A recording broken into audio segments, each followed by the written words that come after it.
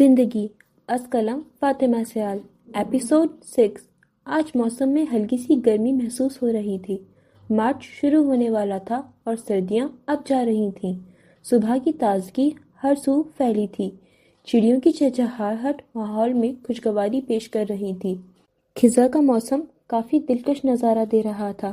افندی house میں دیکھا جائے تو وہ اس وقت ہاسپٹل جانے کے لیے تیار ہو رہی تھی۔ زارا نے آج سفید ٹائٹس پر سفید کلیوں والا فراک پہنا تھا جو اس کے گوڑوں کو چھوتا تھا۔ اس کے اوپر پہننے کے لیے اسکن کلر کا لائننگ سویٹر اور لائٹ پنک حجاب بیڈ پر پڑا تھا۔ وہ اس وقت اپنے بالوں کا جوڑا بنا رہی تھی جب اس کے فون پر کال آئی۔ فون کی روشن جگمگاتی اسکرین پر اس کا نام ابھر رہا تھا۔ اس نے مسکرا کر فون کا اسپیکر آن کر کے ڈریسنگ ٹیبل پر رکھ دیا۔ جب فون سے اس کی آواز ابھری، السلام علیکم زوجہ محترمہ، خوشگواری سے کہا گیا۔ وعلیکم السلام، یہ آج امریکی لوگ خالص اردو کیوں بول رہے ہیں؟ مسکراہٹ دبا کر کہا۔ ساتھ ہی اس کا جوڑا بن چکا تھا۔ اب وہ حجاب کیپ پہن رہی تھی۔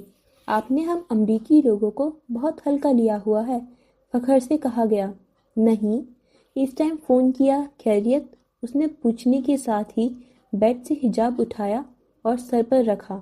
یار، آپ کے دیور نے تنگ کیا ہوا ہے، کہا گیا۔ وہ اب حجاب کو پن سے سیٹ کر رہی تھی۔ کیا کر دیا عمر نے؟ اس نے ہنس کر کہا۔ کچھ کر ہی تو نہیں رہا، میری گاڑی کل سے شو روم میں ہے، اب مجھے کچھ دن اس کے ساتھ ہاسپٹل جانا پڑے گا، اور جناب اٹھ نہیں رہے۔ اس نے معصومیت سے کہا۔ یہ تو بہت برا ہوا، اس نے ہنستے ہوئے کہا۔ اس کا حجاب بند چکا تھا، اب وہ سویٹر پہن رہی تھی۔ شرم نہیں آتی اپنے شوہر کا مذاق اڑا رہی ہو؟ اس نے ہنسی روک کر کہا۔ نہیں یار، مذاق نہیں اڑا رہی، ویسے ہی ہنسی آ گئی، اس نے کہہ کر اپنے فائنل لک کو شیشے میں دیکھا۔ ہاں پتہ ہے مجھے، لو آ گئے نواب، اس نے جل کر کہا۔ چلیے پھر ہاسپٹل میں ملتے ہیں، کہہ کر اس نے فون بند کر دیا۔ وہ اپنا اسٹیتھوسکوپ، وائٹ کوٹ اور بیگ لے کر کمرے سے نکل رہی تھی جب سامنے سے فضل جاتا ہوا دکھائی دیا۔ فضل دین، آپ اس وقت کیا کر رہی ہیں؟ بی بی صاحب کی رات سے طبیعت خراب ہے، یہ ان کے لیے گرم پانی لے کر جا رہا ہوں، دوائی دینی ہے، انہوں نے بتایا۔ فضل دین سکینہ بی کا بیٹا تھا۔ وہ 19-20 سال کا کم عمر لڑکا تھا۔ وہ علی افندی کا پرسنل ملازم تھا۔ ان کی دوائی سے لے کر کھانے کی ذمہ داری اس کی تھی۔ بیماری کے دنوں میں وہ ان کے کمرے میں ہی سوتا تھا۔ زارا فوراً علی افندی کے کمرے میں گئی۔ وہ بستر پر بشمردہ حالت میں موجود تھے۔ ان کا رنگ پیلا ہو گیا تھا اور آنکھوں کے نیچے ہلکے پڑ گئے تھے۔ دن بدن ان کی صحت خراب ہو رہی تھی۔ بابا، آپ کی طبیعت خراب تھی، آپ نے مجھے کیوں نہیں بلایا؟ زارا نے فکر مندی سے کہا۔ کچھ نہیں ہوا مجھے، تم پریشان نہ ہو، انہوں نے تسلی دی۔ کیوں کچھ نہیں ہوا؟ بی بی، رات سے انہیں 101 بخار ہے اور سر میں درد نہیں جا رہا۔ ہم نے کئی بار کہا ڈاکٹر باجی کو بلا لیتے ہیں، یہ منع کرتے رہے۔ فضل دین نے اپنی زبان میں ساری بات بتا دی، جس پر علی افندی اسے گھورتے رہ گئے۔ لیکن وہ بھی فضل دین تھا، کسی سے نہیں ڈرتا تھا۔ بابا، آپ کیوں ایسا کرتے ہیں؟ زارا نے پریشانی سے کہا۔ میں اب ٹھیک ہوں، اب میں سوؤں گا، تم ہاسپٹل جاؤ آرام سے، انہوں نے یقین دلایا۔ نہیں، میں آپ کا خیال رکھوں گی، زارا نے کہا۔ ارے نہیں بی بی، تم جاؤ، ہم ان کا خیال رکھ لے گا، فضل دین نے منع کر دیا۔ لیکن زارا کنفیوز ہو گئی۔ ہاں تم جاؤ، میں ٹھیک ہوں، علی افندی نے بھی کہا۔ اچھا ٹھیک ہے، میں جلدی آنے کی کوشش کروں گی، اس نے کہا۔ اس نے سٹی ہاسپٹل کے آگے بائک روکی۔ اس نے بلیک جیکٹ اور بلیک جینز پہن رکھی تھی۔ ہیلمٹ سر سے اتارا تو سیاہ بال ہوا سے لہرانے لگے۔ اس کی سیاہ آنکھوں نے پوری عمارت کو اسکین کیا۔ وہ اندر گیا تو ریسیپشن کے پاس ایک لڑکی کھڑی تھی جس کا رخ دوسری جانب تھا۔ وہ کوئی ڈاکٹر تھی کیونکہ اس نے وائٹ کوٹ پہنا تھا۔ ایکسکیوز می، مراد نے اسے مخاطب کیا، جس پر وہ پلٹی۔ جی فرمائیں، اس نے پوچھا، لیکن کیپٹن مراد ابراہیم اسے نہیں سن رہا تھا۔ مراد ابراہیم کو اپنی آنکھوں پر یقین نہیں آ رہا تھا۔ کسی کی شکل اتنی کیسے مل سکتی ہے؟ وہ الٹے قدم پیچھے ہوا۔ وہ تیزی سے باہر کی جانب بھاگا۔ وہ لڑکی پیچھے سے آواز ہی دیتی رہ گئی۔ وہ باہر آ کر گہری گہری سانس لے رہا تھا۔ نہیں، ایسا نہیں ہو سکتا، یہ ممکن نہیں ہے۔ اس نے خود کلامی کی۔ اللہ، یہ کیا ہو رہا ہے؟ اس نے آسمان کی طرف دیکھ کر کہا۔ تبھی اس کا فون بجا۔ ولی اسے کال کر رہا تھا۔ اسے اندر جانا تھا۔ مجھے فوکس کرنا ہے، اس نے طے کیا۔ وہ تینوں ان کا انتظار کر رہے تھے۔ ولی مراد کو لینے گیا تھا۔ یہ ہیں کیپٹن مراد ابراہیم۔ ولی نے آ کر تعارف کروایا۔ تم؟ حیا نے کہا۔ جیسے ہی مراد کی اس پر نظر پڑی اسے شدید حیرانی ہوئی۔ اف، اس نے دل میں کہا۔ تم اسے جانتی ہو؟ زارا نے پوچھا۔ نہیں، ابھی تھوڑی دیر پہلے یہ مجھے ملا تھا۔ پہلے مجھے بلایا اور پھر بھاگ گیا جیسے بھوت دیکھ لیا ہو، حیا نے بتایا۔ وہ مجھے ضروری کام یاد آ گیا تھا، مراد نے نظر چراتے ہوئے کہا۔ خیر، تم بیٹھو، زارا نے اسے بیٹھنے کی پیشکش کی۔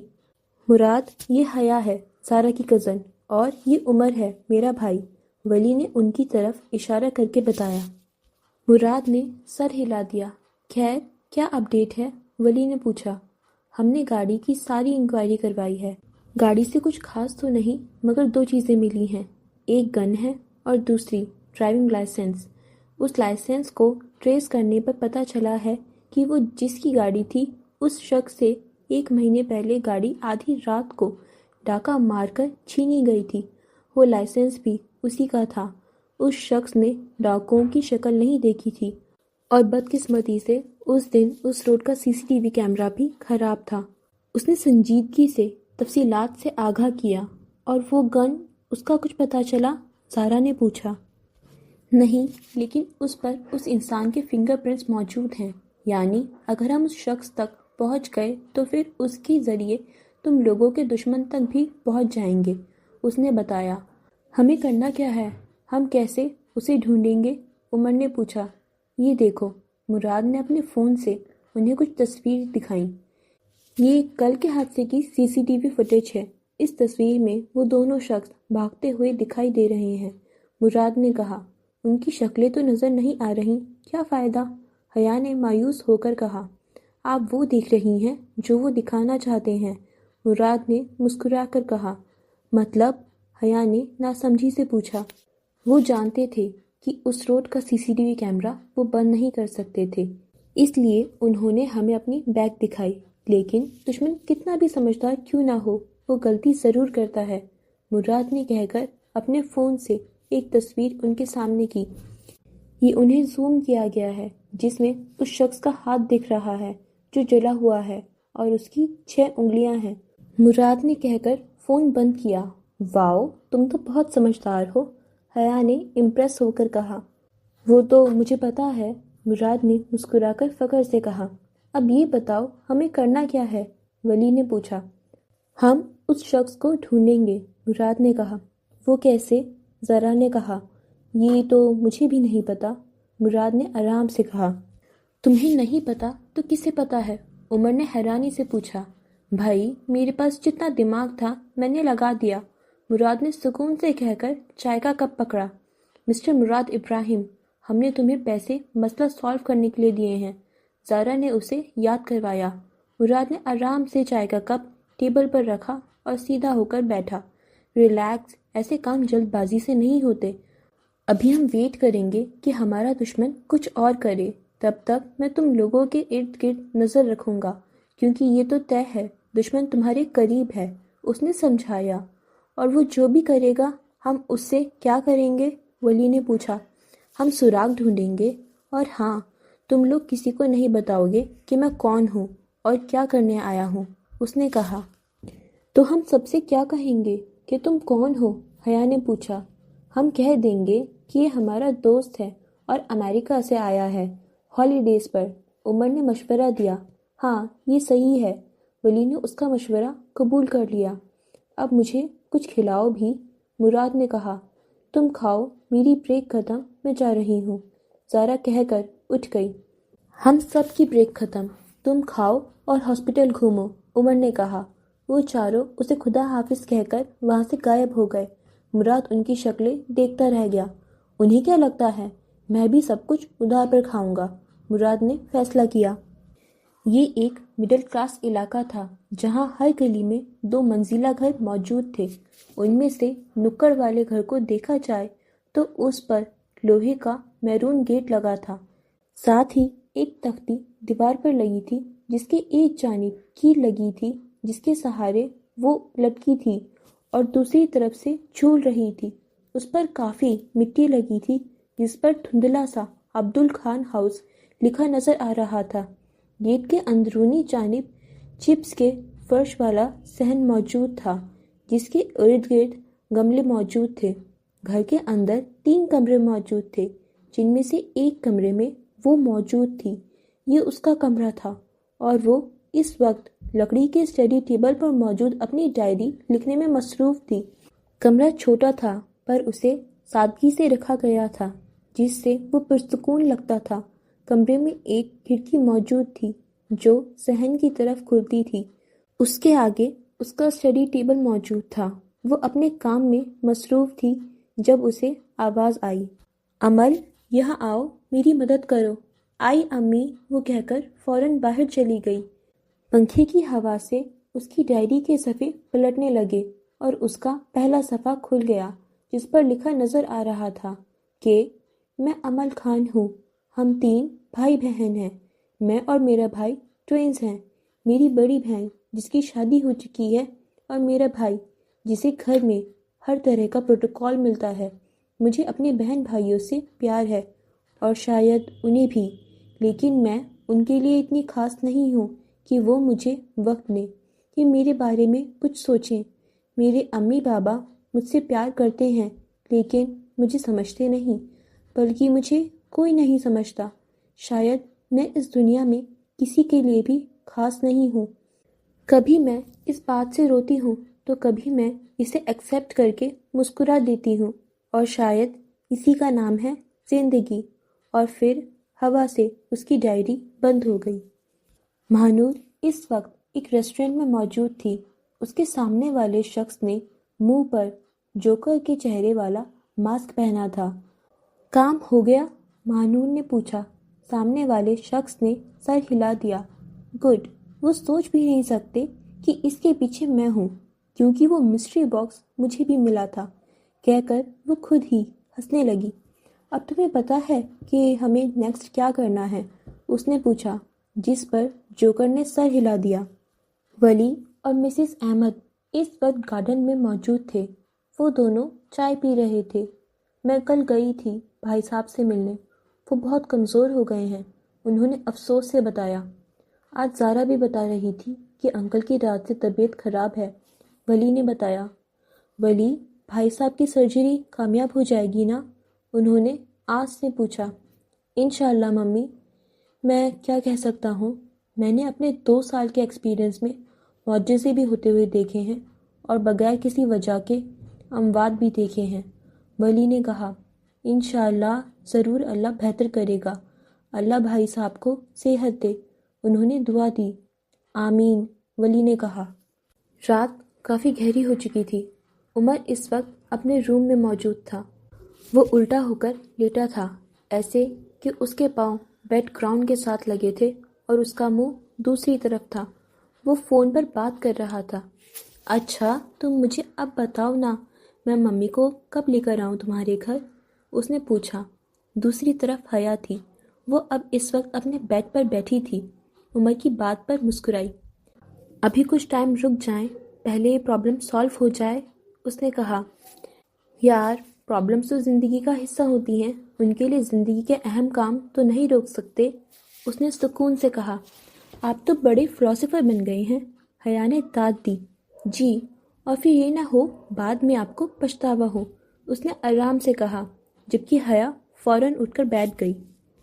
اللہ نہ کرے مجھے پچھتانا پڑے، اس نے ڈر کے کہا۔ اس لیے تو کہہ رہا ہوں لیٹ نہ کرو، اس نے کہا۔ جب ولی دروازہ کھول کر اندر آیا اور عمر کے پاؤں پیچھے کر کے وہاں ٹیک لگا کر بیٹھ گیا۔ اچھا بس کریں، مجھے ڈرائیں نہ، کرتے ہیں کچھ، حیا نے کہا۔ اچھا صبح ملتے، بعد میں بات ہوتی ہے، عمر نے کہہ کر فون بند کر دیا۔ ہو گئی لیلا مجنوں کی باتیں، ولی نے کہا۔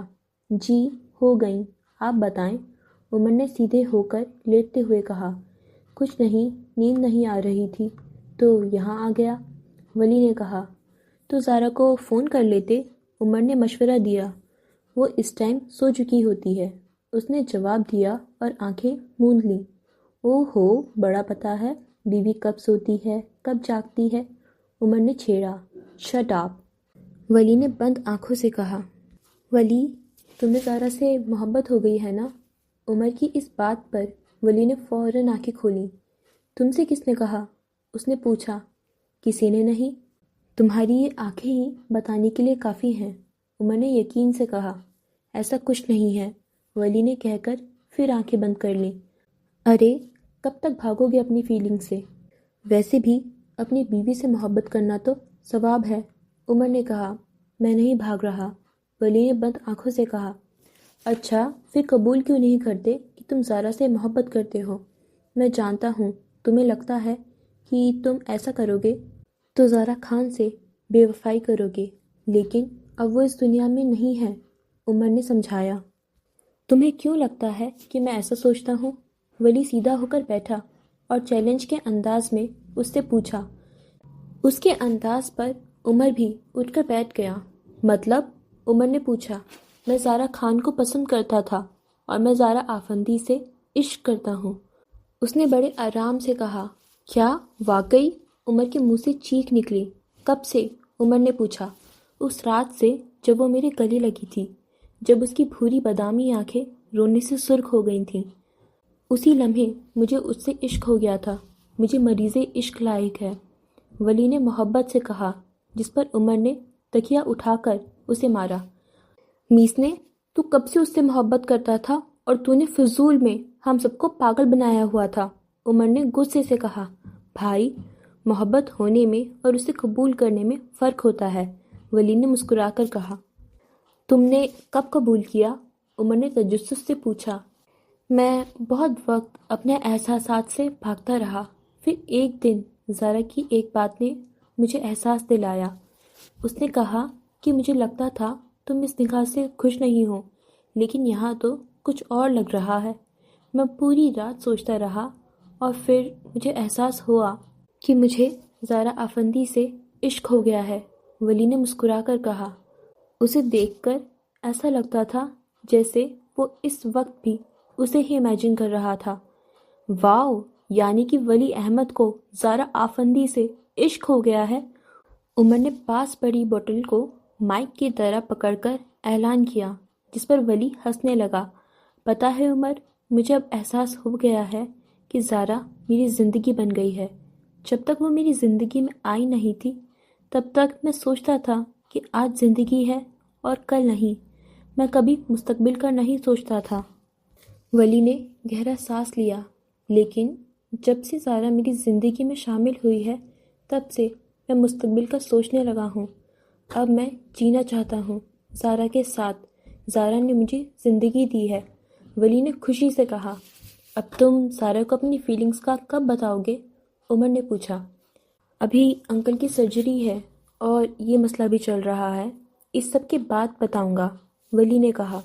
یار تم لیٹ مت کرنا، عمر نے کہا۔ باہر رات گہری ہوتی جا رہی تھی۔ دن گزرتے گئے، وہ پانچوں اس کیس کو حل کرنے کی کوشش کرتے رہے۔ ان دنوں کے دوران انہیں 2 دفعہ تھریٹ ملے۔ مراد اب روز ہاسپٹل آتا تھا۔ ہاسپٹل کا آدھا اسٹاف اسے جان گیا تھا کہ وہ ولی کا دوست ہے۔ مراد کی ان سے کافی دوستی ہو گئی تھی، اب وہ ان سے کافی فرینک ہو گیا تھا۔ اور پھر 5 مارچ آ گئی، علی آفندی کی سرجری کا دن۔ انہیں نہیں پتا تھا کہ یہ دن بہت مشکل دن بننے والا ہے۔ 5 مارچ، علی آفندی کل رات سے ہاسپٹل میں ایڈمٹ تھے۔ اس دوران میں ان کی مراد سے بہت دوستی ہو گئی تھی، کیونکہ زارا اور ولی کے ساتھ مراد بھی کل رات سے ہاسپٹل میں رکا تھا۔ اس وقت وہ سب ان کے روم میں موجود تھے۔ وہ ہنسی مذاق کر کے انہیں نارمل رکھنے کی کوشش کر رہے تھے۔ ایم آر آئی ہو چکا تھا اور 1 گھنٹے بعد سرجری تھی۔ علی صاحب، آپ تو بہت ڈیشنگ لگ رہے ہیں ہاسپٹل کے بیڈ پر۔ مراد، جو ان کے پیروں والی سائڈ بیٹھا تھا، اس نے تعریف کی۔ ایسی کئی تعریف وہ رات سے کر چکا تھا۔ یار تم میرا دل رکھ نکلے کہہ رہے ہو نا؟ علی آفندی نے پوچھا، جبکہ مراد کی بات پر باقی سب ہنس رہے تھے۔ روم میں ایک 3 سیٹر صوفہ تھا جس پر حیا اور حمید آفندی اور لائبہ آفندی بیٹھے تھے، جبکہ زارا اور عمر دیوار کے ساتھ ٹیک لگا کر کھڑے تھے، اور ولی اس وقت روم میں نہیں تھا، وہ سرجری کی تیاری کر رہا تھا۔ انکل، مراد ٹھیک کہہ رہا ہے، اب اگر یہی کپڑے مراد کو پہنا کر بیڈ پر بیٹھا دو تو یہ یرکان کے مریض سے کم نہیں لگے گا۔ عمر کی اس بات پر سب کی ہنسی نکلی۔ جی جی، اور اگر عمر کو بیٹھا دے تو اسے دیکھ کر ڈاکٹر نے کہہ دینا ہے کہ یہ غلط جگہ ہے، جانوروں کا ہاسپٹل 2 گلیاں آگے ہے۔ مراد کی اس بات پر علی آفندی کا ہنس ہنس کر برا حال ہو گیا تھا۔ اس سارے دوران میں زارا بالکل خاموش کھڑی تھی۔ اس خاموشی میں اس کے اندر کیا کچھ ٹوٹ رہا تھا یہ وہی جانتی تھی۔ اب وہ یہاں اور نہیں رک سکتی تھی، اس کے آنسو اور نہیں رک سکتے تھے۔ وہ کمرے سے جانے لگی تو عمر نے پوچھا، کہاں جا رہی ہو؟ کچھ کام ہے، ابھی آتی ہوں، کہہ کر وہاں سے باہر آ گئی۔ ابھی بھی اندر سے ہنسنے کی آوازیں آ رہی تھیں۔ وہ بس خاموشی سے چلی جا رہی تھی۔ جب وہ کافی دور آ گئی، یہ ہاسپٹل کا وہ حصہ تھا جہاں سب بہت کم آتے تھے۔ وہ خاموشی سے بینچ پر بیٹھ گئی۔ اس نے ابھی تک اپنے آنسوؤں کو نکلنے کی اجازت نہیں دی تھی۔ اس دماغ میں بہت سے منظر گھوم رہے تھے، اپنی ماں کی آخری چرک، اپنی محرومیاں اور اندھیرے۔ کوئی خاموشی سے اس کے قریب آ بیٹھا۔ اس نے مڑ کر نہیں دیکھا۔ وہ جانتی تھی کون ہے۔ تم یہاں اکیلی بیٹھی ہو؟ خاموشی میں خلل ولی کی آواز نے ڈالا۔ ویسے ہی وہاں دل گھبرا رہا تھا، زارا نے جواب دیا۔ ادھر دیکھو میری طرف۔ ولی کے کہنے پر اس نے اس کی طرف چہرہ کیا۔ بھوری بادامی آنکھیں اس وقت بہت تکلیف میں تھیں۔ آنسو روکنے کا ضبط ٹوٹنے والا تھا۔ اس کی آنکھوں کی تکلیف دیکھ کر ولی احمد کو اپنے دل میں درد ہوتا محسوس ہو رہا تھا۔ ولی نے نرمی سے زارا کا سر اپنے سینے پر رکھ دیا۔ زارا نے احتجاج نہیں کیا۔ وہ اس حالت میں نہیں تھی۔ رو لو، میں ہوں تمہارے ساتھ، ایک ایک آنسو صاف کروں گا، اس نے کہتے ہوئے اس کا ہاتھ پکڑا۔ جب آہستہ آہستہ اس کی ہچکیاں بلند ہونے لگیں، اس نے ولی کے ہاتھ پر گرفت تیز کر لی تھی اور پھوٹ پھوٹ کر رونا شروع کر دیا۔ ولی خاموشی سے اسے تھپک رہا تھا۔ کافی دیر ایسے ہی گزر گئی۔ اب اس کے رونے کی آوازیں بند ہو گئی تھیں۔ وہ نڈھال سی اس سے لپٹ کر بیٹھی تھی۔ زارا، اب کیسا فیل کر رہی ہو؟ جب ولی نے پیار سے پوچھا۔ بہتر، اس نے زکام زدہ آواز میں جواب دیا۔ اب وہ اس سے الگ ہو کر بیٹھ گئی تھی۔